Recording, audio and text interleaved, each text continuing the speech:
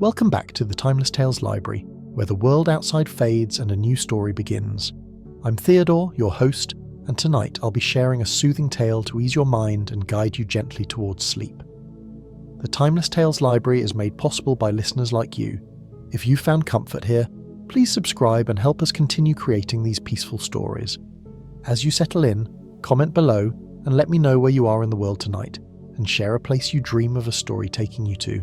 Perhaps the dusty aisles of an old bookstore, the quiet corners of a coastal lighthouse, a snow-blanketed cabin, or a silent star-filled desert. Your ideas keep our little library glowing bright. This story is about a gentle Sherlock Holmes adventure in the serene English countryside, where Holmes and Watson are drawn into a quiet mystery surrounding a grieving widow and her peculiar willow tree. As they investigate, the duo uncovers a heartwarming tale of love and memory. With its tranquil settings and gentle pace, this story is the perfect calming bedtime read that invites you to relax into the comforting world of Baker Street. Now close your eyes and breathe deeply. You're entering a special section of the Timeless Tales Library where the books are not made of paper, but of soft, glowing clouds. This is a place for stories of gentle journeys and floating dreams. Each tale is woven from starlight and moonlight, full of tranquil characters and calming landscapes. Feel your body settle into the cloud-like comfort of your bed, your own personal nook in this gentle expanse. Release any tension in your legs, arms and neck. Let the soft, feathery texture of your blankets and mattress wrap around you. The cloud weavers of the library are here to guide you to a restful sleep. The words of the story are carried on a gentle breeze, a whisper that soothes your mind and body. Let yourself drift with them. Sherlock Holmes, The Case of the Whispering Willow. The late summer air draped over London like a silken shawl, its golden hue softened by the fading light of a long, languid day. The faint perfume of blooming roses drifted through the open window of 221B Baker Street, mingling with the distant murmur of the city. A symphony of urban life played sotto voce, filtered and softened by the peaceful hour. Inside our familiar rooms, the atmosphere was one of tranquil intimacy. A fire, lit more for companionship than warmth, crackled softly in the hearth, its flames dancing with a quiet, hypnotic rhythm. The firelight cast an amber glow that played across the eclectic clutter of our shared sanctuary. Books piled haphazardly, their leather bindings worn smooth, chemical apparatus glinting with a cold metallic sheen, and Holmes's beloved violin resting against a deep velvet cushion, its bow lying casually across the strings as if momentarily paused mid-aria.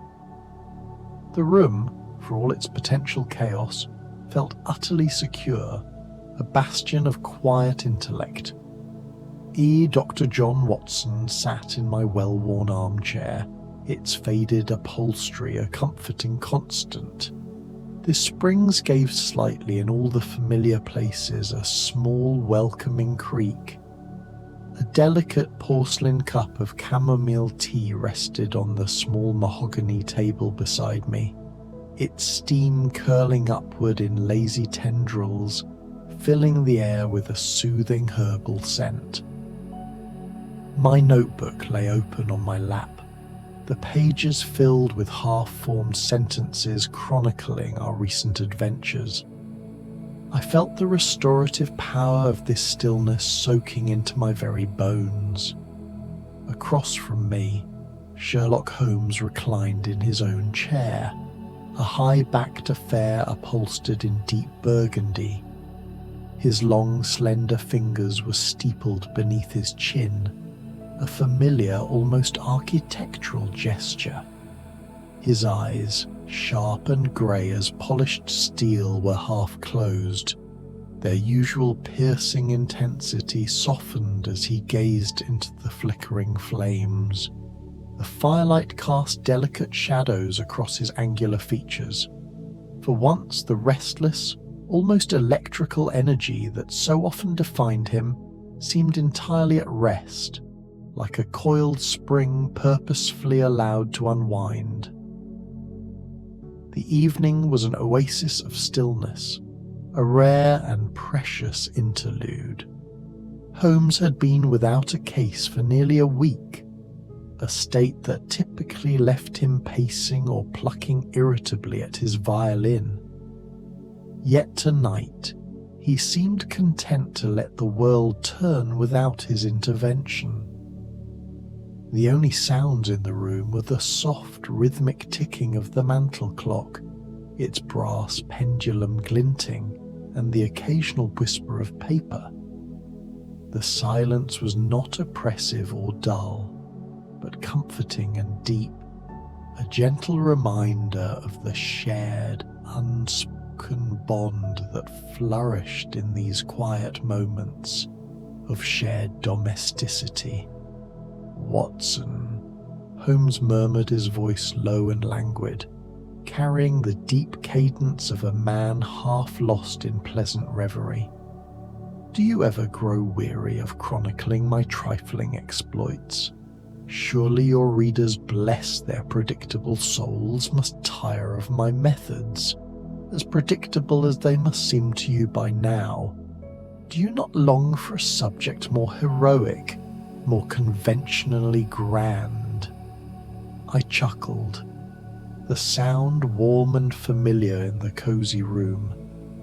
Setting my pen down on the table, I leaned back, cradling the warm teacup in my hands, enjoying the heat radiating into my palms.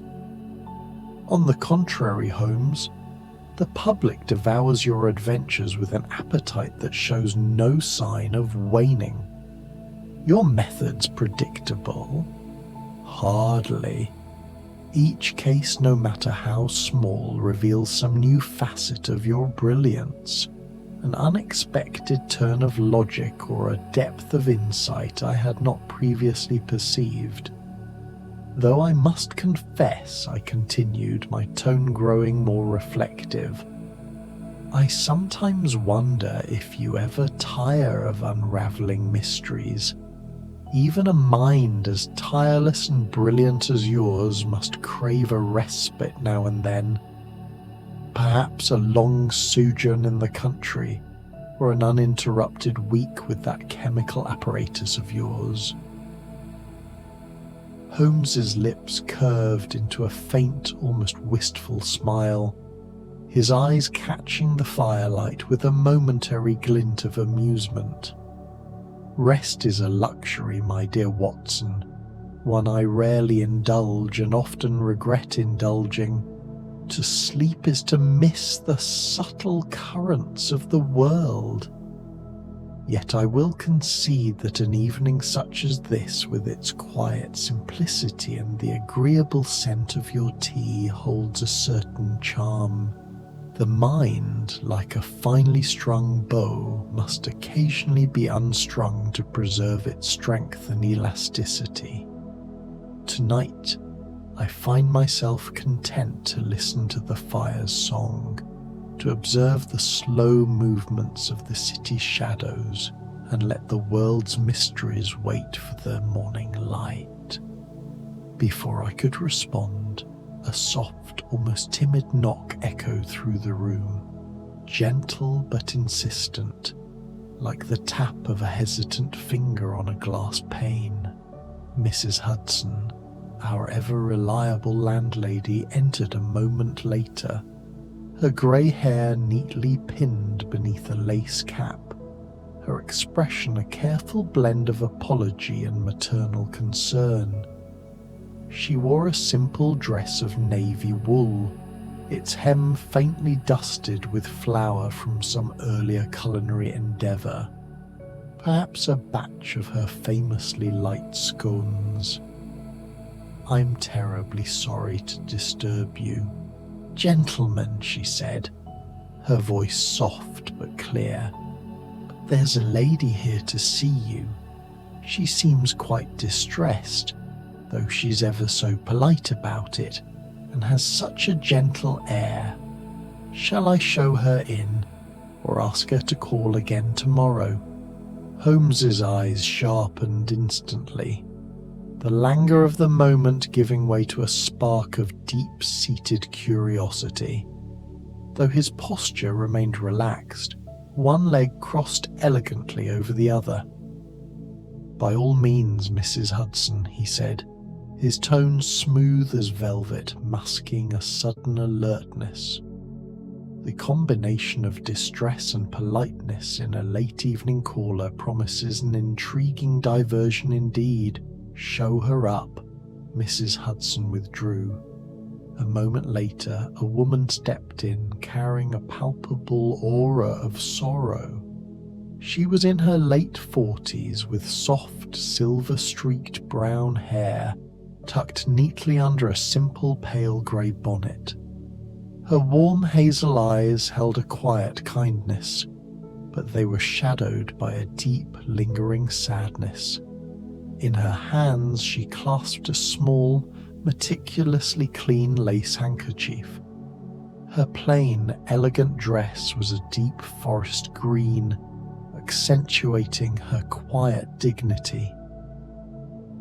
"Good evening, gentlemen," she said, her gentle voice steadying after a faint tremor. "I am Mrs. Eleanor Grayson. I apologize for calling so late, but I need Mr. Holmes's particular talents. I have heard of your remarkable ability to unravel the inexplicable, and I pray you might help me." Holmes rose fluidly and gestured to the plush chair opposite him by the fire. "Please, Mrs. Grayson, sit," he said, his tone courteous and inviting. "You have no need to apologize. The mind is ever awake to a genuine mystery. Tell us what troubles you, and we shall see." She settled into the chair, twisting the handkerchief before folding her hands neatly in her lap. After a deep, steadying breath, she met Holmes's gaze. "It is a peculiar matter, and perhaps not the dramatic case you are accustomed to solving. I live in a small, isolated village called Willowmere, some miles outside London. My cottage is near a small grove of willow trees. One of these trees is unusual in a way that I fear sounds utterly fantastic." Holmes leaned forward slightly, his steepled fingers resting lightly against his lips, his eyes alight with a quiet, scholarly intensity. "Unusual in what way, Mrs. Grayson?" he asked, his voice low and encouraging, as though coaxing a delicate, rare secret from the air itself. She hesitated, twisting the handkerchief more tightly in her hands. "It sounds fanciful, I know, and perhaps the local folk think me touched by my sorrow, but the willow seems to whisper. At night, when the wind moves through its long trailing branches, I hear what sounds distinctly like words, soft, indistinct, but unmistakable in their cadence and intent. At first, I was certain it was merely my imagination, a cruel product of grief, perhaps. My beloved husband, Thomas, passed away 2 years ago, and the willow was his favourite place in all the world to sit and read, or to simply contemplate. But the whispers have grown clearer and more persistent over time, and I am now profoundly convinced they are trying to tell me something specific. I glanced at Holmes, expecting to see a flicker of his usual, barely concealed skepticism towards the supernatural, but his expression was one of unwavering, respectful curiosity. "And have you discerned any particular words or phrases in this arboreal monologue?" he asked, his tone perfectly neutral. Mrs. Grayson nodded slowly. "At times, I hear my name, Eleanor, spoken so softly it might indeed be the wind itself, were it not for the warmth with which it seems to be uttered. Other times there are fragments. Remember, always, beneath, light. I know it sounds like madness, Mr. Holmes, but I cannot shake the deep, abiding feeling that Thomas is somehow connected to it. I loved him dearly, and his loss has left a profound, echoing void in my heart. If there is a message in that tree, if it is somehow his final communication, I must know what it is, even if it brings me more sorrow." Holmes leaned back, his fingers drumming lightly on the arm of his chair, a sign of deep, rapid thought. "A whispering willow," he mused, the words seeming to taste exotic and fresh on his tongue. "A curious, deeply personal phenomenon. Have others heard these sounds?" "Only my nearest neighbour, Miss Clara Hawthorne, an elderly spinster who lives in a quaint cottage some 100 yards away. She mentioned hearing faint murmurs but dismisses them as merely the wind, or perhaps the creaking of old wood. No one else in the village has mentioned it, though few pass by my cottage after dark." "And you wish me to journey to Willowmere and investigate the source of these whispers?" Holmes asked, fixing her with an attentive gaze. "Yes," she said earnestly, her voice gaining a strength born of conviction. "I need the certainty of truth, Mr. Holmes. I need to know if it is merely my fragile mind playing cruel tricks, or if there is something more. A message, a warning, or a profound expression of love. I trust your judgment, Mr. Holmes, to uncover the truth, whatever its nature may be, without dismissing me as a foolish, grieving woman." Holmes glanced at me, a faint, almost secret smile tugging at his lips, a look that said, "Here is a puzzle for the heart, not merely the head. What say you, Watson? A trip to the countryside might do us good. The air is fresher, the pace slower, and the inhabitants are, perhaps, less inclined to murder one another than in our dear London. It could be a restful and gentle diversion." I nodded immediately, warmed by the prospect of a gentle mystery in a tranquil rural setting, a welcome change from the smoky back alleys of the city. "I'm game, Holmes. It sounds like just the thing for a quiet, contemplative adventure, far from the glare of gaslight and the cries of the police whistle." "Very well, Mrs. Grayson," Holmes said, rising with a final decisive movement. "We shall accompany you to Willowmere tomorrow morning. I suggest the first train that provides adequate seating and space for my modest travel kit. Expect us at the station. In the meantime, try to rest. We shall approach your Whispering Willow with open minds and sharp senses, and we shall get to the bottom of its secret." Mrs. Grayson's face softened completely with gratitude, the sadness in her eyes momentarily eclipsed by relief. "Thank you, Mr. Holmes, Dr. Watson. I feel lighter already. Simply knowing your intelligence will be applied to this matter." After she departed, her gentle footsteps fading away, Holmes stood by the window for a long moment, gazing out at the soft, diffused glow of the street lamps. "A curious case, Watson," he said, breaking the silence. "Not one of danger or intrigue, but of the heart's desperate need for connection. I suspect we shall find more than mere wind in those branches, though the physics of sound will undoubtedly play a part." The following morning, we boarded an early train bound for Willowmere, a quaint village nestled in a verdant valley some 30 miles from London. The journey was exquisitely pleasant. The countryside rolled past in a breathtaking tapestry of emerald green fields, divided by golden hedgerows and dotted with grazing sheep and ancient oak trees, all bathed in the soft, cleansing light of an early sun. The air that rushed in through the open carriage window was clean and cool, carrying the scent of damp earth and fresh hay.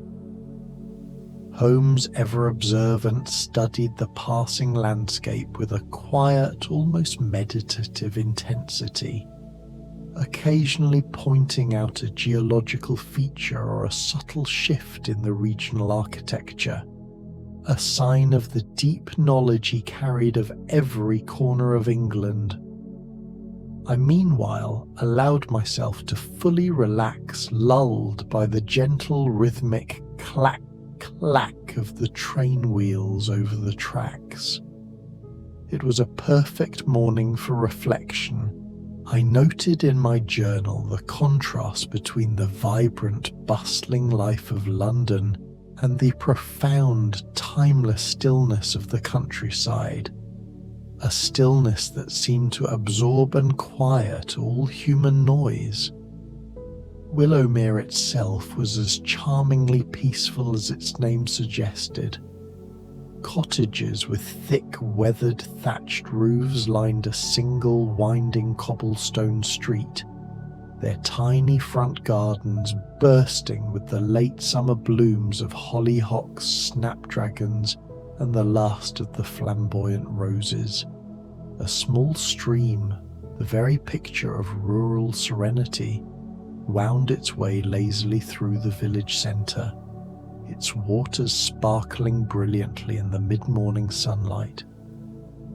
Beyond the stream and a low stone wall lay the focal point of Mrs. Grayson's anxiety, a dense grove of willow trees, their long, supple branches swaying gently and gracefully in the persistent cooling breeze. Mrs. Grayson met us at the tiny picturesque station, wearing a light grey travelling suit.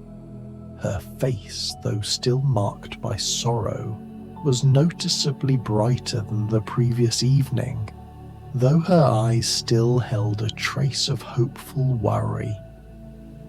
"Thank you so much for coming," she said, leading us toward her cottage. "I've had a light breakfast prepared, and you're both welcome to stay in my guest rooms for as long as needed. I am so grateful." A thick blanket of dark green ivy covered her cosy stone cottage, its small garden a burst of calming lavender and soft roses. Inside, the air was warm with the scent of freshly baked bread and drying herbs. A large window, the room's heart, looked out onto a willow grove. The largest tree, an ancient weeping willow whose branches nearly touched the ground, stood just beyond the gate. "That is the Whispering Willow," Mrs. Grayson said. "Thomas used to sit beneath it every evening reading or sketching. He called it the most peaceful place in the world." Holmes' gaze fixed on the tree. "A magnificent specimen. We shall examine it closely this evening, when the light is low and the whispers are most likely to occur. For now, let us settle in and learn more about your husband." Over breakfast, Mrs. Grayson told her story. She and Thomas had 20 years of quiet country living and intellectual curiosity. Thomas, a botanist, had a deep love for nature, particularly the willows. He had planted the Whispering Willow himself, a rare sapling from a distant corner of England, tending it with meticulous care. His sudden, tragic death from illness had left her adrift, and the strange whispers began shortly after her return to the cottage. I thought at first it was merely my grief, manifesting as auditory hallucinations, she said, her voice soft and heavy with recollection. But the words, or the sounds that resemble words, are too clear, too specific to be mere mental noise. I truly feel he is trying to reach me, to tell me something he left profoundly unsaid, a final secret of his heart. Holmes listened with rapt attention, his expression thoughtful, not judgmental. And what of the village's dynamics? Are there others who might have had an interest in this particular tree? Or a keen interest in your husband's memory or his work? Mrs. Grayson shook her head slowly. Willowmere is a profoundly quiet place, Mr. Holmes. The villagers are kind but keep very much to themselves. Clara, my neighbour, is the only one who visits me regularly. She and Thomas were lifelong friends, having grown up in the village together, and she's been a constant, gentle comfort to me since my loss. After tea, Holmes and I took a deliberate stroll to the grove, the air cool and intensely fragrant with the distinct scent of willow and damp, fertile earth. The Whispering Willow was a truly magnificent tree, its cascade of branches forming a natural, deeply shaded canopy that swayed gently, musically in the light breeze. Holmes examined the visible trunk, the primary roots, and the surrounding ground with his customary meticulousness, his movements deliberate and unhurried. No immediate signs of tampering or damage, he murmured, crouching low to inspect the dark, rich soil with a magnifying lens. The tree appears entirely healthy, its massive roots entirely undisturbed. Yet there is something peculiar about the way the branches move, a certain density or shape that might influence acoustics, even in the slightest wind. I listened, straining every muscle in my ears to catch anything unusual, but the grove was profoundly silent save for the soft, natural rustle of leaves against each other. Do you think it's possible the whispers are real, Holmes? A genuine, if scientifically explainable, acoustic phenomenon? He straightened, a faint, almost scientific smile on his lips. The mind is a powerful and deceptive instrument, Watson, capable of weaving wonders from the utterly mundane. But I do not dismiss Mrs. Grayson's claims. She has heard something. Our task is not to discredit her, but to understand the source of the sound, and more importantly, the source of the meaning she has correctly intuited. There is a mystery here, and I intend to unravel it fully. That evening, as the sun dipped below the horizon, painting the sky in stunning impressionistic hues of lavender, rose, and molten gold, we gathered beneath the vast sheltering expanse of the Whispering Willow. Mrs. Grayson brought a thick woolen blanket and a thermos of fragrant tea, and we sat in a small, close circle, the air growing cooler, almost damp, as the twilight settled over the village. The grove was utterly serene, the only sounds the gentle, steady trickle of the nearby stream and the pervasive rhythmic rustle of the willow's long trailing branches. Holmes had brought a small, specialized lantern, its soft, carefully modulated light casting a warm, circumscribed glow over the immediate scene. He sat cross-legged on the blanket, his eyes fixed on the tree, his posture a unique blend of complete relaxation and supreme, focused alertness. "Let us wait," he said quietly, his voice barely above a whisper. "The night is calm, the air is still, and the conditions are ideal for any subtle phenomenon to make itself known." We sat in a rich, companionable silence, the world around us hushed and profoundly peaceful.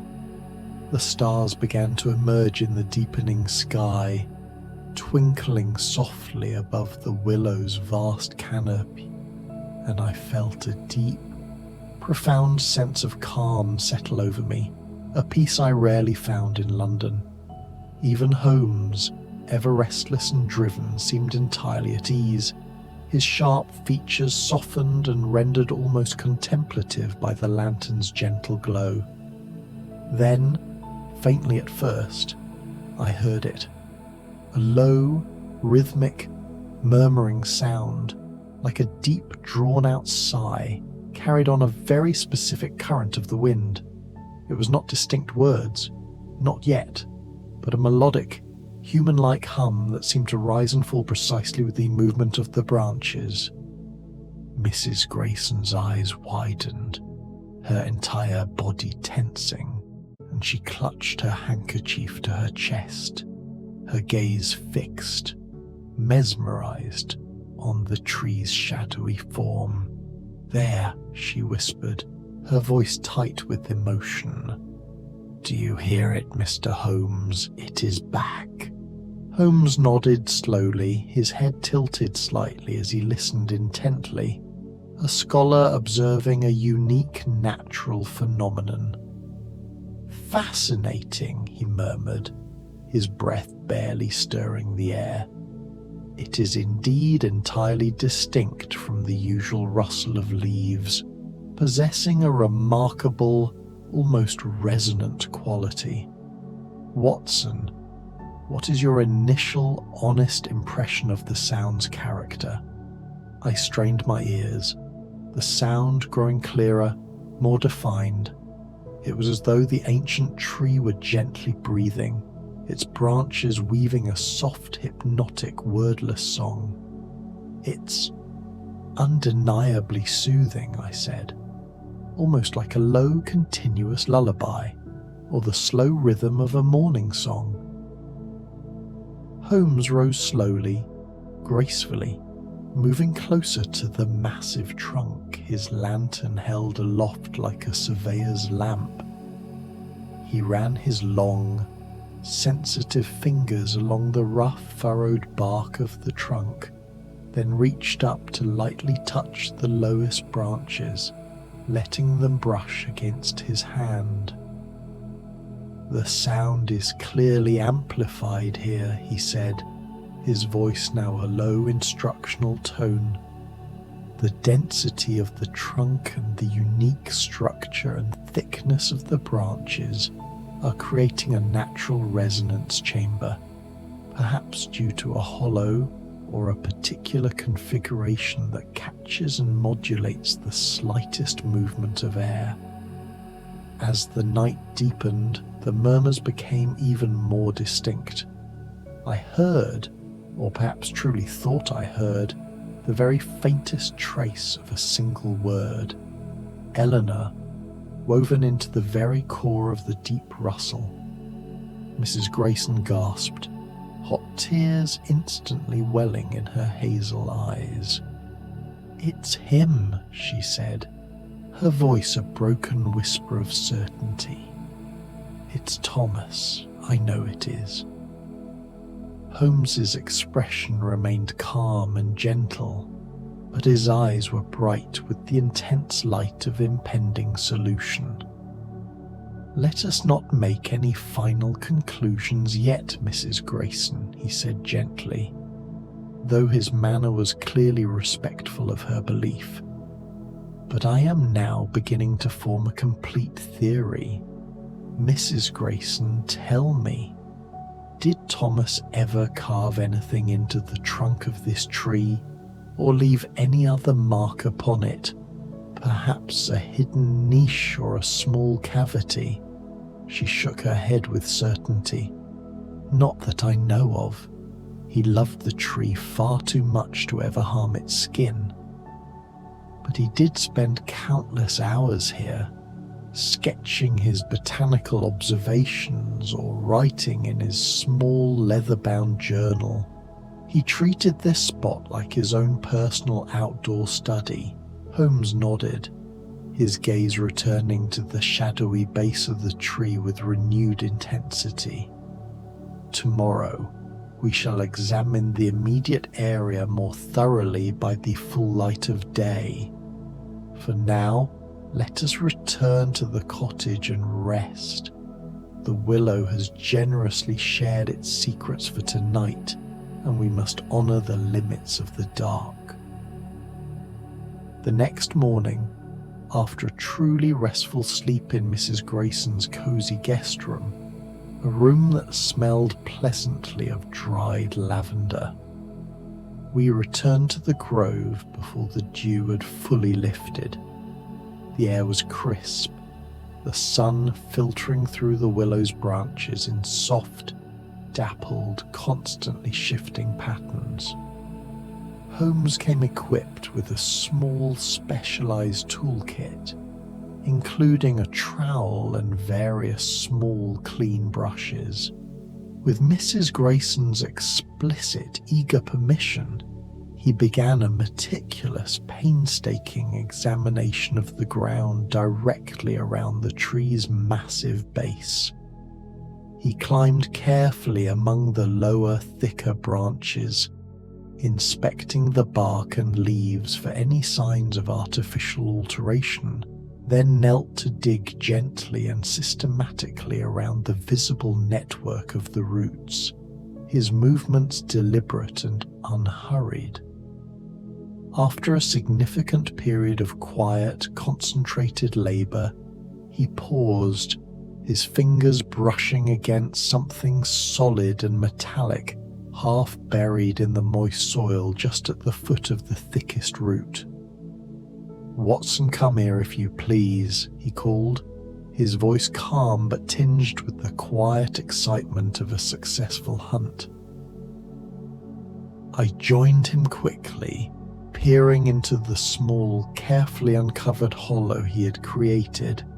There, nestled securely among the protective roots, was a metal box, its surface weathered to a dark oxidized patina, but otherwise entirely intact.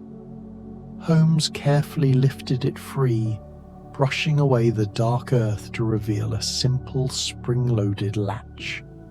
Mrs. Grayson's hands flew instantly to her mouth, a small, involuntary cry escaping her lips. "What in the world is it?" she whispered, a voice barely audible. "Let us find out the contents of this strange repository," Holmes said, opening the box with a focused, almost surgical care. Inside, preserved by the box's seal and the cool earth, was a small, neat bundle of letters, tied with a faded yet still recognizable ribbon of pale blue silk, and a small, well-loved, leather-bound journal. The letters were addressed simply and tenderly, "To my dearest Eleanor," in a neat, flowing and distinctly familiar hand. "Thomas's writing," Mrs. Grayson whispered again, her voice thick with sudden, overwhelming emotion. Holmes gently handed her the bundle, his expression unusually soft and warm. I believe these are entirely for you, Mrs. Grayson. Let us take them immediately to the cottage, where you can read them in the privacy and comfort of your own sitting room." Back at the cottage, Mrs. Grayson opened the bundle of letters with truly trembling hands. They were not mere messages, but a collection of deeply intimate love letters, written by Thomas during the most joyous, foundational years of their marriage, filled with tender words, playful observations, and profound promises of lasting devotion. The journal contained pages of precise, beautiful sketches of the willow tree at every stage of its growth, alongside musings on its beauty and its symbolism for their marriage. One entry, dated mere weeks before his sudden death, read, "My dearest Eleanor, my sun and my constant star. If ever I am suddenly gone from this world, let this tree be my final voice, a permanent conduit for my heart. I have buried my soul, my last message, beneath its massive roots, in words I could never quite bring myself to say aloud in the everyday bustle of life. Listen carefully to the wind, my love, the gentle resonant song of the branches, and know that I am always, eternally with you, anchored right here." Tears streamed openly down Mrs. Grayson's face as she read the final passage, but they were tears of profound joy, relief, and grateful closure, as much as sorrow. "He knew," she said, her voice a deep, heartfelt sob. "He knew I would need him, even after he was gone. He created a way to speak to my soul." Holmes, standing quietly by the window, spoke in a low, almost reverent tone. "The whispers, I suspect, are indeed a natural acoustic phenomenon, caused by the unique, dense structure of the willow's branches, which resonate in the wind like the strings of a large, finely tuned natural harp. But the true, intentional message was always here, in these words, waiting for you to find it, guided by the very sound of the tree he loved." I felt a profound lump in my throat, immensely moved by the quiet tenderness of the moment and Thomas's final thoughtful act. "A beautiful mystery, Holmes," I said, closing my notebook quietly, "and a gentle, deeply moving one at that, a mystery of the human spirit." He smiled, a rare, uncomplicated warmth in his eyes. "Not all mysteries require villains, Watson. Some are simply reminders of what matters most in the short span of our lives: love, intention, and memory." We spent one more night in Willowmere, sitting again beneath the sheltering expanse of the Whispering Willow as the stars emerged once more. The murmurs of the tree seemed different now, softer perhaps, a comforting, familiar lullaby that blended perfectly with the rustle of leaves and the distant, constant song of the stream. Mrs. Grayson joined us, her face peaceful and utterly serene, the crushing weight of her initial, anxious grief entirely lifted by the discovery and reading of Thomas's final loving letters. She no longer sought a sign, but simply found solace in the sound. As we prepared to return to London the next morning, she pressed our hands warmly, her grip firm and grateful. "Thank you, Mr. Holmes, Dr. Watson. You've given me back a tangible piece of my husband, and a reason to listen to the wind not with fear or longing, but with deep, abiding joy and understanding." On the train back to Baker Street, Holmes was quiet, his gaze fixed on the receding countryside, though I knew his mind was already sorting the notes on the Willow's acoustics. "A restful and profoundly edifying case, Watson," he said at last, breaking a long silence, "and a powerful reminder that even in the quietest, most unassuming corners of the world, there are stories of immense heart worth hearing and gentle truths worth uncovering." I nodded, my notebook open once more, my pen poised to record the final beautiful details of this gentle adventure. "A tale for a peaceful, contemplative night," I said. "One your readers, often so weary of the city's harsh realities, will cherish and remember." And so, as the powerful train carried us back toward the predictable bustle and familiar, stimulating chaos of London, I penned the story of the Whispering Willow, a mystery not of crime or danger, but of a husband's enduring love and a widow's lasting memory. A beautiful secret quietly unfolding beneath the stars in a quiet grove where the wind sang softly of a profound and comforting past.